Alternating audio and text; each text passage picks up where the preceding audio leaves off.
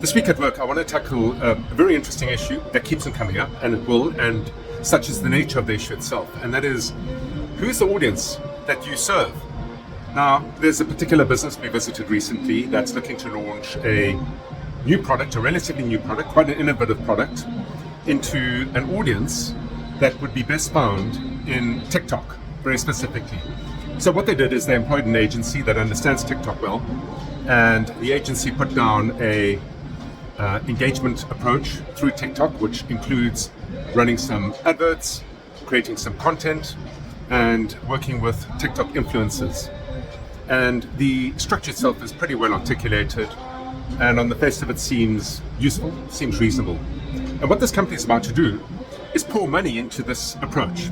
And the money goes to two things. Number one, paying the influencers. Number two, creating the content.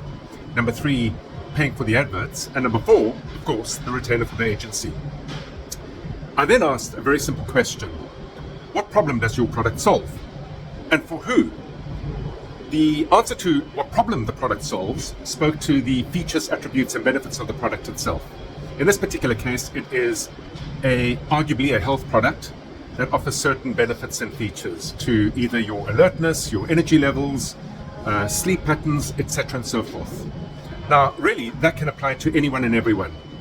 It is a product based on its packaging that would be very appealing to a slightly younger consumer rather than an older consumer, and hence the choice of TikTok. So far, it all makes good sense. But here's the thing. What problem do you actually solve for who on TikTok? TikTok, like any social media platform, has a very wide audience. And if you cannot articulate very clearly and very crisply who that audience is, demographically, psychographically, so that you can be on point with your messaging, that money is likely to result in a pray and spray agenda. It's likely to yield very poor outcomes. As opposed to now taking a different approach. And the approach would be, let's rather put some work in to understand the different audiences that make up the TikTok audience. And let's understand how we distinguish ourselves from competing products by looking cleanly at the audience we reach, understanding what resonates with them in relation to their health requirements, their alertness requirements, their sleep requirements. And let's understand how we can, through our product, solve that problem for them. So instead of broad brushstrokes talking to the attributes of our product, we talk to the problems that that audience would experience, and in a language that that product or audience can identify and relate to.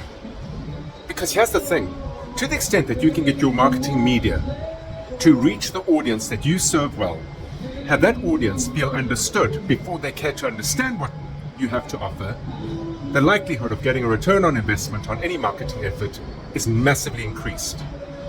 Do the hard work before you do the distribution, and don't succumb to the hope and prayer of big distribution to drive your business for you until you've done the hard work in differentiating yourself not by your features and products, but rather by the audience you serve, what problem you solve for them, and learning the language that would matter to them as opposed to the language of your product's features and benefits. Until next week at work, have an entrepreneurial day.